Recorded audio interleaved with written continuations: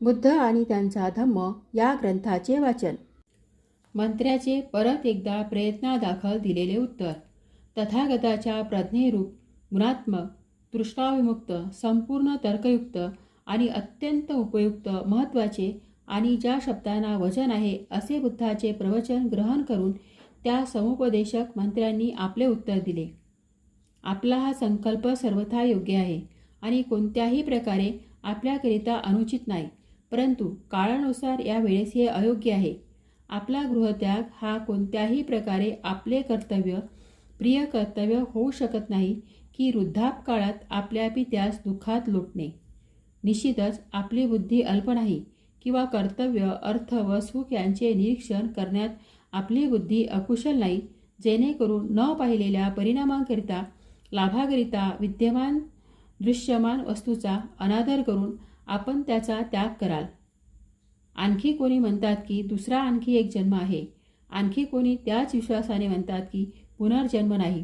जर का पुनर्जन्माच्या बाबतीत इतकी संशयास्पद स्थिती असेल तर मग हा आपला हक्कच आहे की आपणास प्राप्त सुखोपभोगाचा आनंद वर्तमानातच घेणे. जर का कुठे परलोक असेल तर आपण परलोकात आनंद घेऊया आणि जर का या जन्मानंतर पुन्हा कोणतेही कार्य किंवा कृती कराव्या लागत नाहीत, परलोक नाही, पुनर्जन्म नाही, तर संपूर्ण जगाला कोणत्याही प्रयत्नाशिवाय विमुक्ती प्राप्ती निश्चितच आहे. काही म्हणतात भविष्यात पुनर्जन्म आहे, परंतु मुक्तीची संभावना नाकारतात. जसे अग्नीचा गुणधर्म उष्णता गरमपणा आहे आणि पाण्याचा गुणधर्म हा द्रव्यता तरलता आहे, अशाच प्रकारे आपल्या शक्तिशाली कृतीमध्ये विशेष स्वाभाविक गुणधर्म असतात. संसारी जगत स्वभाव हे संसरणशील असतात. काही जणांची अशी मते आहेत की चांगल्या अथवा वाईट अस्तित्वात असलेल्या अथवा अस्तित्वहीन सर्व वस्तुमात्राची निर्मिती ही स्वाभाविक ठोस कधीही न बदलणाऱ्या मूलतत्वापासून झालेली आहे आणि ज्या अर्थी सर्व जग हे स्वाभाविकपणे स्वयंपूर्तीने निर्माण झालेले असल्यामुळे या जगात बदल करण्यासाठी केलेले सर्व प्रयत्न व्यर्थ आहेत. सर्व इंद्रियजन्य कृती जर निश्चित आहेत आणि सर्व बाह्य भौतिक गोष्टीची अनुकूलता आणि प्रतिकूलता देखील पूर्वनिश्चित आहे, मग वृद्धापकाळ आणि दुःख यांच्याशी निगडीत असलेल्या गोष्टी कितीही प्रयत्न केले तरी कशा बदलता येतील? या सर्व गोष्टी स्वाभाविकपणेच निर्माण होत नाहीत काय? पाण्यामुळे अग्नी विझतो आणि अग्नी पाण्याची वाफही करतो. शरीरात एकत्रित आलेले सर्व नैसर्गिक घटक यामधून जगाची निर्मिती होते. गर्भाशयातील गर्भाच्या स्वाभाविक घटकातून हात, पाय, पोट, पाठ आणि डोके हे सर्व निर्माण होत असतात आणि सर्व गोष्टी स्वत्वाशी निगडीत असतात. ज्ञानी बुद्धिमान व्यक्ती म्हणतात की हे सर्व प्राकृतिक आहे, नैसर्गिक आहे, स्वाभाविकपणे आपोआपच निर्माण होतात. काट्याच्या काटेरीपणाचे काय कारण आहे? प्राणी पशुपक्ष्याच्या वेगवेगळ्या स्वभावाचे काय कारण आहे? या सर्व गोष्टी नैसर्गिक आहेत, हे आपोआपच होत असते. मग कोणतीही कृती ही जर का इच्छेने होत नसेल तर इच्छाशक्तीचे अस्तित्वच कसे असू शकते? काही जण असेही म्हणतात की ईश्वरातून जगाची निर्मिती झालेली आहे.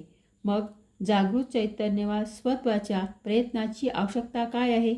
जगाच्या कृतिशीलतेचे जे कारण आहे तेच मग जगाला अक्रियाशील मृतवत बनवित असते.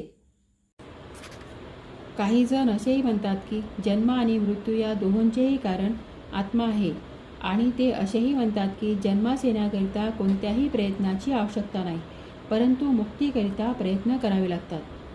मनुष्य संतती संतानोत्पत्तीतून पितृऋणातून मुक्त होत असतो. त्याचप्रमाणे मनुष्य हा पूर्वापार चालत आलेले किंवा ठराविक लोकांजवळ असलेले विशेष प्रकारचे ज्ञान प्राप्त करून ऋषीचे ऋण फेडीत असतो आणि यज्ञ करून देवाचे ऋण फेडीत असतो.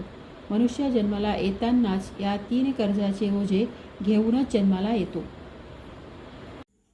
जो कोणी या ऋणातून मुक्त होतो त्यालाच खरी मुक्ती मिळते. शुद्ध लोक आश्वासित करतात की या नियमक्रमानुसार जो प्रयत्न करतो त्यालाच मुक्ती प्राप्त होते, परंतु जे या नियमक्रमानुसार प्रयत्न करीत नाहीत आणि जरी त्यांनी कितीही शक्ती मुक्तीकरिता लावली तरी त्यांच्या पदरी निराशाच येते.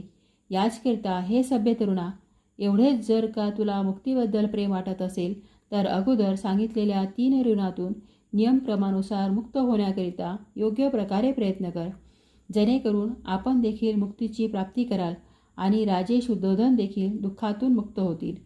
अरण्यातून स्वगृही परतल्यावर जगातील दुःख आणि वाईट अकुशलतेच्या नाशाकरिता करीत असलेल्या ध्यानावर काय परिणाम होईल याचा विचार करणे तूर्त सोडून द्या. कारण प्राचीन काळात देखील गृहत्याग करून वनात गेलेले अनेक जण परत स्वगृही आलेले आहेत. अंबरीश ऋषी, द्रमुकेश, राम यांची उदाहरणे मंत्र्यांनी दिलेली आहेत.